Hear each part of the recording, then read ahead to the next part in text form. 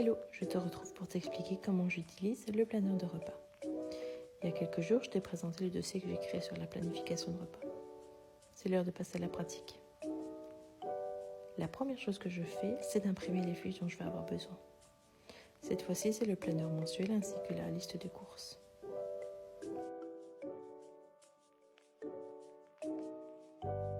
Ensuite, je me rends sur ma tablette et je vais épier tous les sites qui proposent des réductions.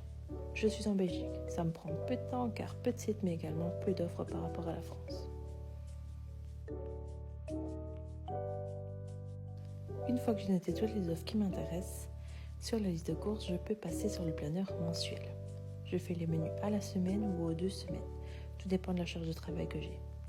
Je prends le temps de réfléchir à ce que j'ai envie de manger et si j'ai pas d'idée, je regarde le folder du magasin où je vais aller.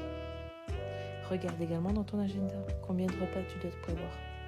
Peut-être es-tu invité ou invites-tu un soir de la semaine. Cela t'évitera de prévoir un repas dont tu n'as pas besoin.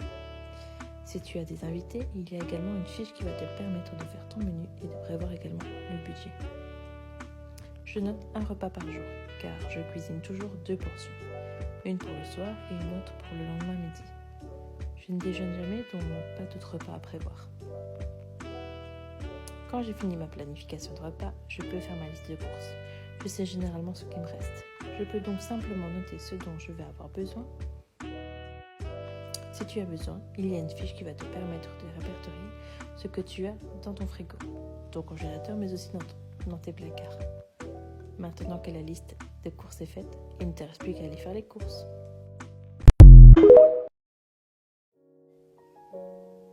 Jeudi, je t'ai montré comment j'utilise un planeur de repas. Aujourd'hui, je te propose 5 astuces. Ce sont des astuces que tu connais sûrement, mais un petit rappel ne fait jamais de mal.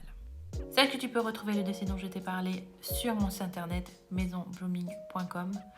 Première astuce, prends le temps de te poser. Si tu fais ton menu et ta liste de courses en vitesse, tu vas les compléter à moitié et oublier plusieurs choses. Mais tu peux également le faire avec les membres de la famille, où chacun donnera une idée de repas dont il a envie. Deuxième astuce, vérifie toujours ce que tu as à la maison. Cela t'évitera de racheter ce dont tu n'as pas besoin. Si tu le souhaites, il y a une fiche qui te permet de faire l'inventaire de ton frigo congélateur, mais aussi de tes placards. Troisième astuce, repas avec des bons restes. Je te donne un exemple pour le vendredi. J'ai prévu un bouillon de légumes avec du riz. Je vais tout simplement prévoir plus de riz, ça me permettra de faire du riz frit le dimanche. Ou tu peux cuisiner les restes dans d'autres recettes, comme les champignons de la veille. Tu peux en faire une omelette aux champignons pour le lendemain midi. Ne gaspille pas, pense à comment tu pourrais les manger. Quatrième astuce, cuire plusieurs portions. Lorsque tu cuisines, tu peux faire plusieurs portions, que ce soit de plats entiers ou simplement de légumes ou de féculents. Tu vas pouvoir les utiliser dans d'autres recettes pour un prochain repas ou les congeler pour les jours où tu n'auras pas envie de cuisiner ou pas le temps. Cinquième astuce, combiner les ingrédients.